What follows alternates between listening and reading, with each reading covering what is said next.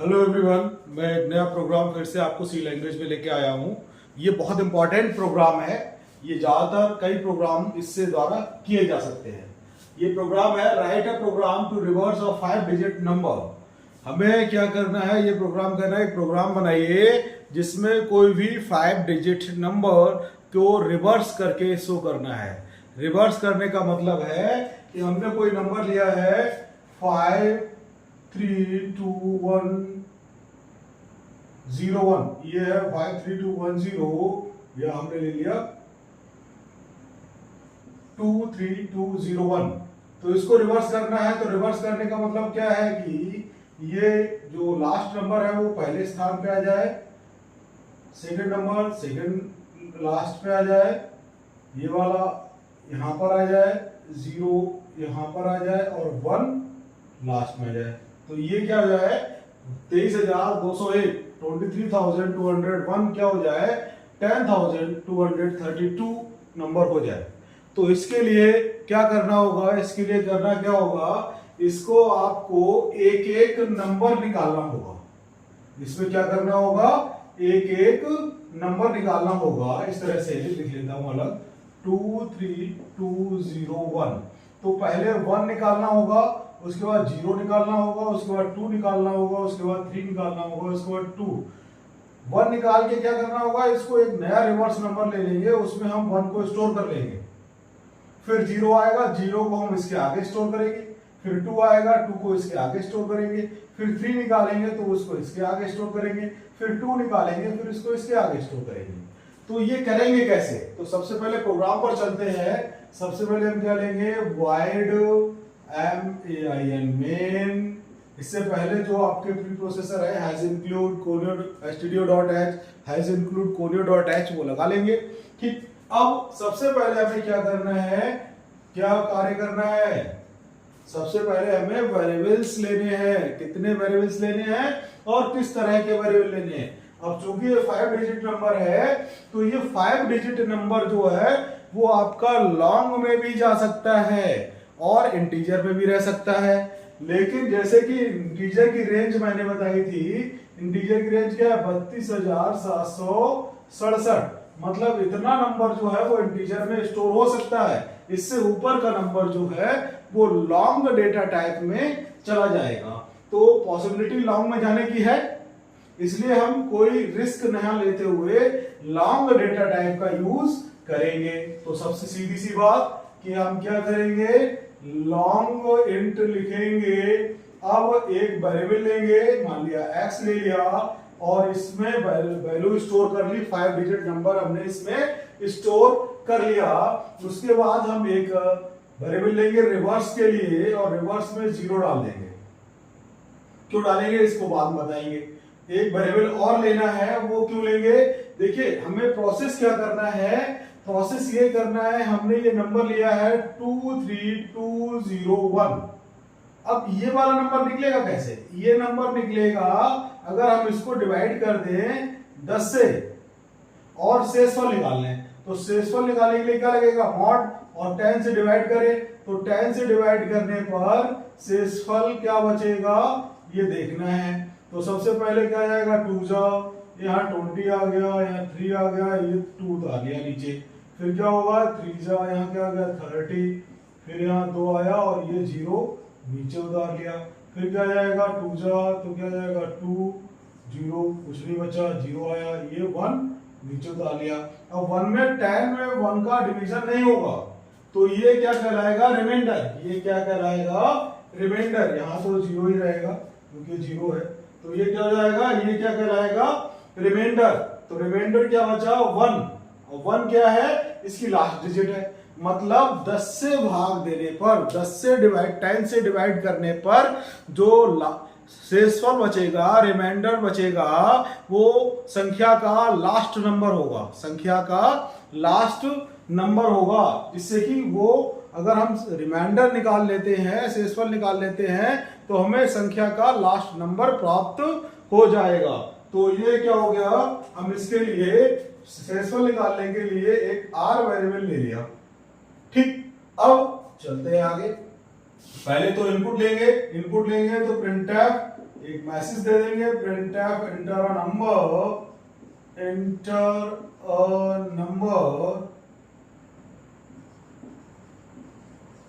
enter a number, इसका नाम क्या जाएगा, कैसा है, तो %LD लॉन्ग के लिए इस फॉर्मेट स्पेसिफायर क्या लगता है LD, और इसमें क्या होगा एड्रेस ऑपरेटर x में चला गया ये।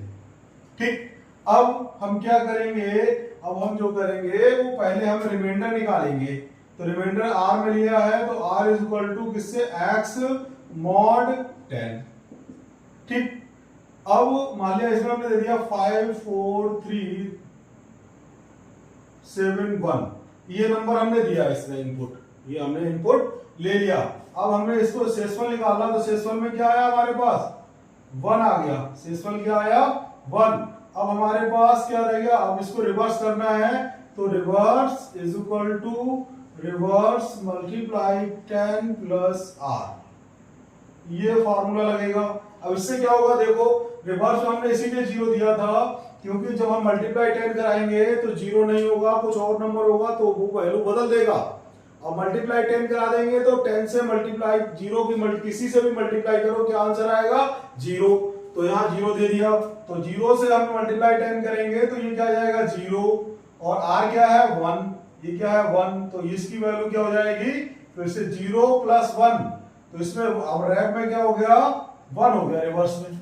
ठीक है, अब क्या करना है, अब यहां पर एक चीज और देखनी है, हमें अगली बार 0 निकालना है। अब 0 निकालने के लिए हमें 1 हटाना होगा, क्योंकि 10 से रिमाइंडर निकालने पर हमारा लास्ट डिजिट आएगा, तो इसके लिए हम कंप्लीटली डिवाइड कर दें तो पॉइंट लगा के या 0 बढ़ा के या क्या हो जाएगा 1 जा चला जाएगा। अब चूंकि ये इंटीजर है, लॉन्ग इंटीजर है, चूंकि क्या है ये लॉन्ग इंटीजर है, हमारे पास भाग देने पर क्या आया है 2, ये देखो इस तरह से लिखेंगे x is equal to x divide by 10, x divide by 10, ये डिवाइड है ये मॉड है, इसमें देखो परसेंटेज का साइन है, ये डिवाइड का साइन है, तो x डिवाइड बाई 10 क्या करेगा, डिवाइड करने पर ये आंसर देगा, डिवाइड करने पर क्या आंसर देगा, ये आंसर देगा। अब इस आंसर में क्या आएगा हमारे पास, क्योंकि ये लॉन्ग इंटीजर है दशमलव वाली वैल्यू लेगा नहीं, तो ये 0.1 नहीं लेगा, हमें क्या लेगा, ये x में क्या रह जाएगा अब 2320, x में क्या रह जाएगा 2320 रह जाएगा। तो ये 3 लाइनें देखिए, इससे एक नंबर रिवर्स हो गया, एक डिजिट रिवर्स हो गई। अब नेक्स्ट डिजिट निकालनी है तो फिर से हम शेषफल निकालें, अब चूंकि अब x में क्या है 2320, पहले x में क्या था, अरे सॉरी या 2320 ही ले लो, क्योंकि उधर भी एग्जांपल 2320 का ही है 2320। अब पहले x में क्या था 23201, पहले x में क्या था 23201, अब क्या बचा 2320, अब क्या बचा 2320, क्योंकि लास्ट वाला डिजिट हट गया दशमलव वाला। अब फिर से शेषफल निकालेंगे, तो 10 से डिवाइड करने पर r is equal to x mod 10। अब x की वैल्यू क्या है, ये वाली वैल्यू x में है, तो इससे क्या हो जाएगा, इसका भाग देंगे तो इसमें क्या है लास्ट में 0 है, तो इससे क्या निकल के आएगा, शेषफल 0 ही निकल के आएगा। अब आप कहोगे पहले r में 1 था, r में क्या था 1, तो 1 कहाँ गया, जब हम कोई संख्या इज इक्वल टू से असाइन करते हैं तो पुरानी संख्या हट जाती है, नई संख्या आ जाती है। जैसे कि आपके बैलेट में क्या हो जाएगा, अगर पहले 500 है और फिर मैंने आपको 500 और दे दिए तो आपके बैलेट में क्या हो जाएगा 1000 हो जाएंगे, पहले 1000 रुपए हो जाएंगे बैलेट में, क्योंकि अब वो 500 नहीं रहे, अब वो क्या हो गए 1000 हो गए, नई संख्या हो गई उसमें। ठीक है, ऐसे ही कोई भी वेरिएबल में जब नई संख्या देते हैं तो पुरानी संख्या गायब हो जाती है, उसमें नई संख्या आ जाती है। ठीक है, तो यहाँ क्या हो गया r में 0। अब क्या करें, reverse is equal to reverse multiply 10 plus r, इससे क्या होगा, देखो इससे क्या है, रिवर्स में अब क्या हो गया 1, पहले 0 था, 0 हट के क्या हो गया 1, और तो 1 मल्टीप्लाई 10 क्या हो जाएगा 10, और 10 प्लस r में क्या है 0, तो क्या हो जाएगा 10 प्लस ये 10 हो गया, और ये क्या है 0, 10 प्लस 0 क्या रह जाएगा 10 ही रहेगा। ठीक है, अब हम इसमें से 0 भी हटा दें, 0 हटाने के लिए क्या फॉर्मूला लगेगा, x डिवाइड बाई 10, अब x डिवाइड बाई 10 करेंगे तो क्या आ जाएगा, देखो 2 3 2 0, वो 10 से डिवाइड करेंगे तो 2 जा जाएगा, ये 3 आया, ये 2 आया, 3 जा जाएगा, ये आएगा 2 0 20। यहाँ शेषफल क्या बचा, 0, तो यहाँ रिमाइंडर 0 बचा, तो और ये पॉइंट देंगे 0 आएगा, तो पॉइंट 0 लेना नहीं है, हमें क्या लेना है, क्या बचा हमारा 2 3 2 बचा। ठीक है, अब क्या करना है, ऐसे ही आपको आगे भी लिखना होगा।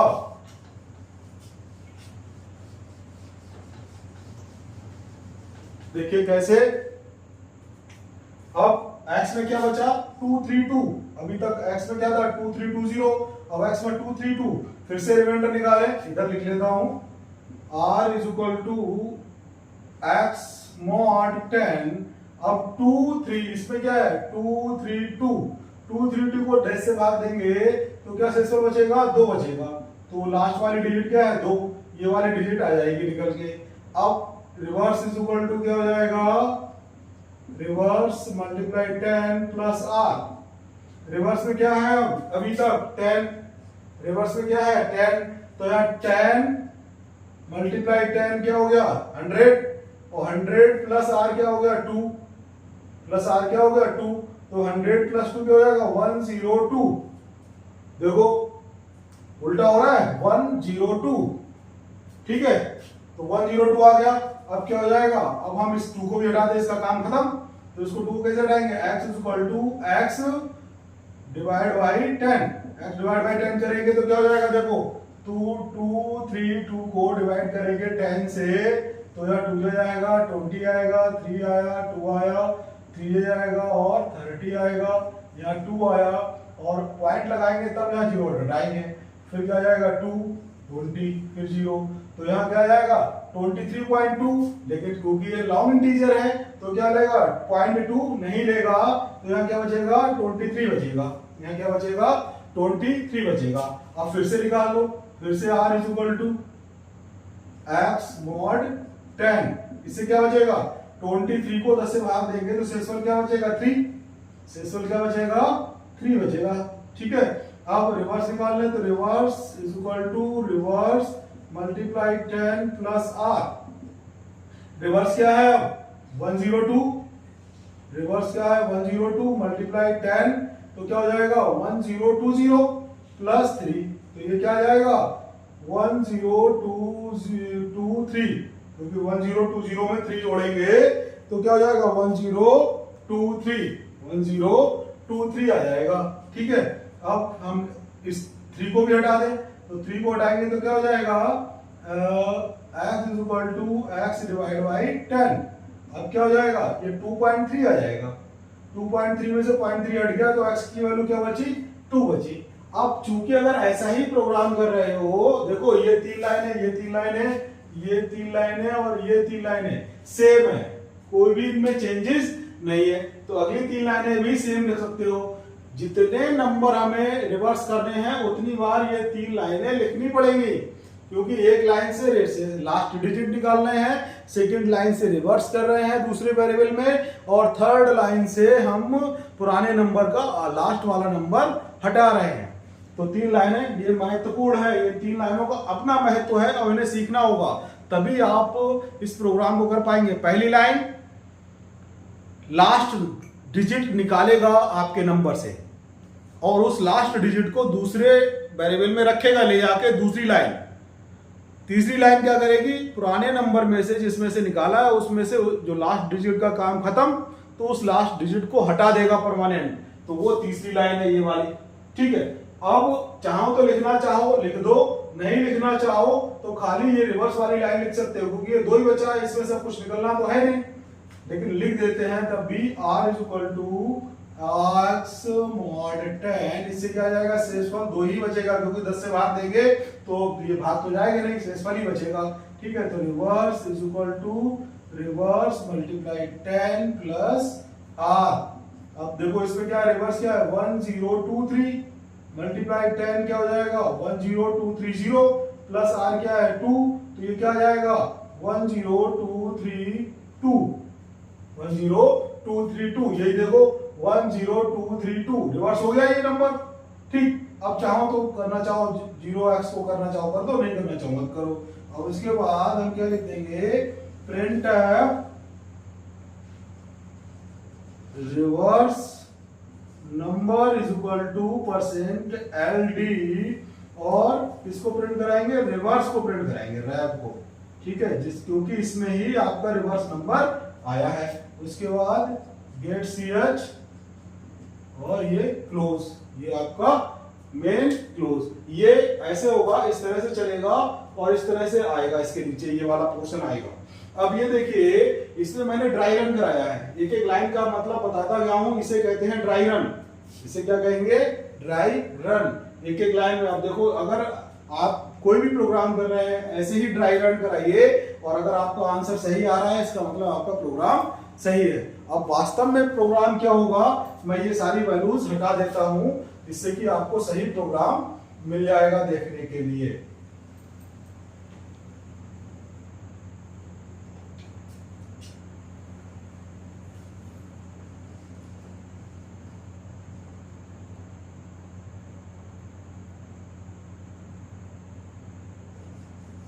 ये आपका ये प्रोग्राम रहेगा।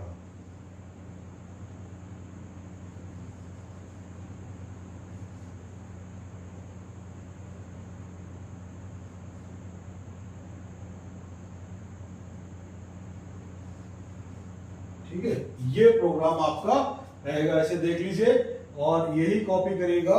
बस इन 3 लाइनों का मतलब याद रखिए, ये वाली लाइन शेष में निकालेगा, मतलब लास्ट नंबर का लास्ट नंबर निकालेगा, नंबर का लास्ट डिजिट निकालेगा।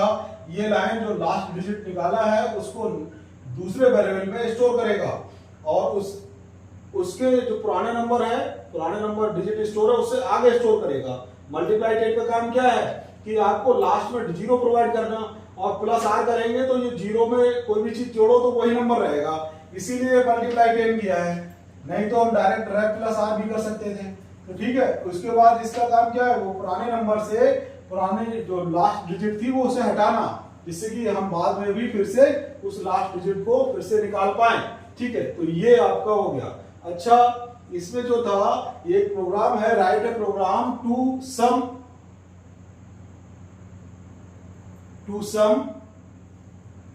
All digits of 5 digit number, मतलब किसी भी एक प्रोग्राम बनाइए जिसमें किसी भी 5 डिजिट नंबर की सभी डिजिट्स को जोड़ बताना है, उन सभी डिजिट्स को जोड़कर बताना है कितना आंसर आएगा। तो वो आपको करना है, और मैं उसका बता दूं कि उसमें हमें सिर्फ प्लस करना है, तो ये मल्टीप्लाई 10 हटा देंगे सब जगह से, रिवर्स वाली में से, तो वो सब आपका निकल आएगा। ठीक है, ये बहुत काम का प्रोग्राम है, इसे आगे तक यूज होना है। ठीक है, इसको आप जरूर ध्यान से पढ़ें। कोई प्रॉब्लम है तो कमेंट में पूछ लें, कोई प्रॉब्लम है तो कमेंट में पूछ सकते हैं आप। तो अब अगली क्लास में नया प्रोग्राम लेके आऊंगा या नया टॉपिक लेके आऊंगा, तब तक के लिए आप देखते रहिए।